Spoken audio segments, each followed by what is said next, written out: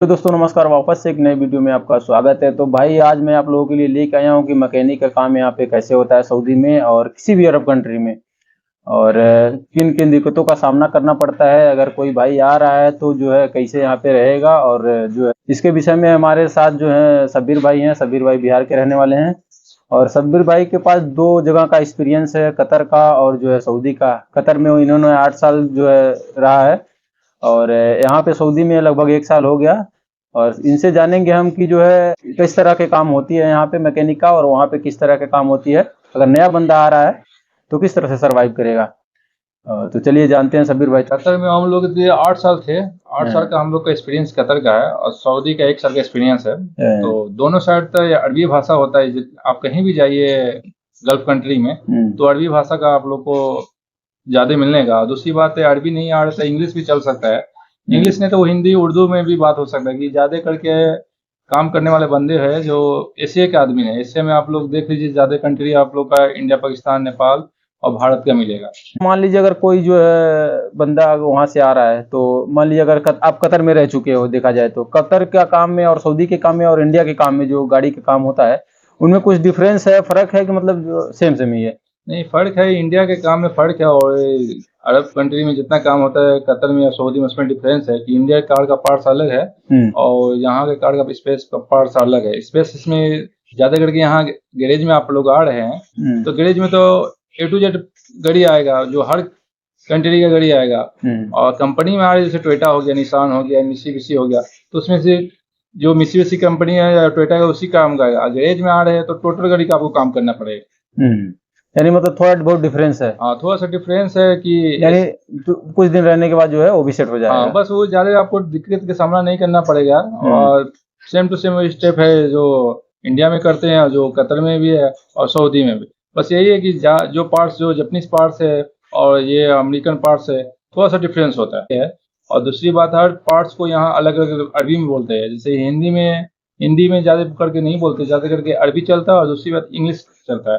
तो हिंदी में आप लोगों को दिक्कत नहीं होगा कि एशिया का आदमी ज्यादा है, पाकिस्तान, इंडिया, बांग्लादेश और सब तरीका का आदमी हाँ, है। वैसे भी देखा जाए तो हर जगह जो इंडियन, पाकिस्तानी, बंगाली मिल जाते हैं हर जी एक जी। दुकान पे। मतलब देखा जाए हाँ, तो सऊदी में, अरब कंट्री में आप कहीं भी आओगे तो मतलब आपको 80% ये रहेगा कि जो है आपको कहीं ना कहीं जो इंडियन, पाकिस्तानी, बंगाली ही ज्यादा मिलेंगे। जी जी। तो बाहर का जो तो काम करने, उतना मतलब दिक्कत का सामना नहीं करना पड़ेगा, ये देखा जी जाए जो तो। वो आप लोग को बता रहे हैं, ज्यादा आप लोग को दिक्कत नहीं होगा, घबराने की जरूरत नहीं कि ज्यादा करके आप लोग को एशिया का आदमी मिलेगा। और दूसरी बात, एग्रीमेंट होना, टाइम टू टाइम यहाँ ड्यूटी करना है। ये नहीं कि सर में दर्द हो या इसमें इससे यहाँ आप एक दिन छुट्टी कीजिएगा तो 2 दिन काटेगा। ये सिस्टम है कि आप लोग को जो भी है ये तो सिस्टम तो बिल्कुल ध्यान देना चाहिए हाँ भाइयों वो को कि अगर आप यहाँ पे आ रहे हो तो जो है आप छुट्टी कर रहे हो तो जो है अगर आप डॉक्टर के पास नहीं गए, पर्ची नहीं लेके आए, तो आपके एक छुट्टी के बदले जो है 2 छुट्टी। जैसे मान लीजिए अगर वहां से कोई बंदा नया है तो मतलब आके काम सीख सकता है कि मतलब नहीं। सीख सकता है। मतलब वही थोड़ा सा अभी सैलरी का बात है तो कोई मसला होगा, थोड़ा सा ऊपर नीचे होगा, मतलब सीख सकता है, उसे ज़्यादा टाइम नहीं लगेगा। बस वही है कि थोड़ा सा सीखने में टाइम लगेगा। बस भाषा आपको सीख गया, काम नहीं मालूम है तो जो 2 साल का एग्रीमेंट होता है वो तो एग्रीमेंट रहेगा। बस आपको उतना दिन रुकना पड़ेगा, काम आपको मालूम हो या नहीं मालूम हो, आपको बस हेल्पर में फिर काम करना पड़ेगा। और ये सबसे जरूरी जो है सबीर भाई ने बताया जो है एग्रीमेंट की, जो है एग्रीमेंट तो सबसे पहले आप लोगों को जो है करवा के आना चाहिए, क्योंकि एग्रीमेंट अगर नहीं रहेगा तो आप बहुत ज्यादा दिक्कत में फंस जाओगे। क्योंकि आपके साथ कुछ भी हो सकता है, हो सकता है आपको जितना पैसा बोला गया है उससे पैसा जो है बहुत ज्यादा कम मिले, तो ये सब दिक्कत हो सकती है। और सबीर भाई जैसे मान लीजिए अगर कोई नया बंदा आ रहा है, इसे काम ज्यादा नहीं पता है, और अब जो बंदा काम पता है, जिसको ज्यादा काम मालूम है, अच्छा मालूम है, वहाँ पर अच्छा कारीगर है, तो उसकी सैलरी कितनी रहनी चाहिए? जो हेल्पर आ रहा है उसकी सैलरी कितनी रहनी चाहिए? वो हेल्पर आएंगे तो इसके सैलरी 12 से लेके 1500 के बीच में होगा। और जो फूड मैकेनिक है जो 1800 से लेके 2500 के बीच में होगा, जो मैकेनिक फुल होगा जो। अगर मान लीजिए अगर जो है अगर एग्रीमेंट करवा के उतने में आ रहा है तो उसके लिए ज्यादा बेहतर रहेगा। अगर मान लीजिए एग्रीमेंट नहीं करवाया, उसको उतना बता दिया गया एजेंट की जो है इतना पैसा आपको मिलेगा, अगर आया उतना पैसा ना मिले तो क्या करे? यानी कितने पे जो है, अगर कारीगर बंदा है तो कितने पे काम कर सकता है, कर ले तो उसके लिए बचत रहेगा, फायदा रहेगा।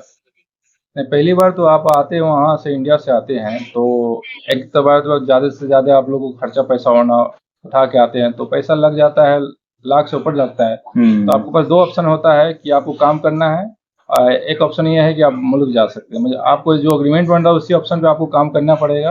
और दूसरी बात है कि आपको बस दूसरा कोई ऑप्शन नहीं, काम के सिवा आपको काम करना पड़ेगा। बस क्या है नहीं, कुल मिला के ये है कि मान लीजिए अगर पैसा ज्यादा लगा के आ रहे हैं तो थोड़ा कंप्रोमाइज करें, आप जो है जी जी रुक जाए यहाँ पे, कोशिश करें, हो सकता है आगे जाके आपका पैसा ज्यादा हो जाए। अगर हाँ। नहीं बढ़ता है तो अपना एग्रीमेंट पूरा करें और चले जाएं। जी जी, ये एक्सपीरियंस आपका जैसे जैसे बढ़ते जाएगा, जैसे हर साल में आपका तनख्वाह बढ़ते जाएगा, और दूसरी बात जैसे एक्सपीरियंस होने के बाद आपको मुदीर भी बना सकता है।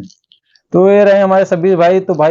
तो भाई उम्मीद करते हैं इस वीडियो से काफ़ी ज़्यादा नॉलेज मिला होगा। सबीर भाई ने काफ़ी अच्छे तरीके से आप लोगों को समझाने की कोशिश किया है, जो है किन किन दिक्कतों का सामना करना पड़ेगा, और सैलरी के बारे में काफ़ी अच्छी तरह से आप लोगों के साथ शेयर किए हैं। और उम्मीद करता हूँ वीडियो अच्छा लगा होगा। अगर वीडियो अच्छा लगा है तो अपने दोस्तों यार के पास शेयर करें, और हो सके तो चैनल भी सब्सक्राइब करें, और आपसे मिलते रहेंगे इसी तरह से, सपोर्ट करें। Okay bye.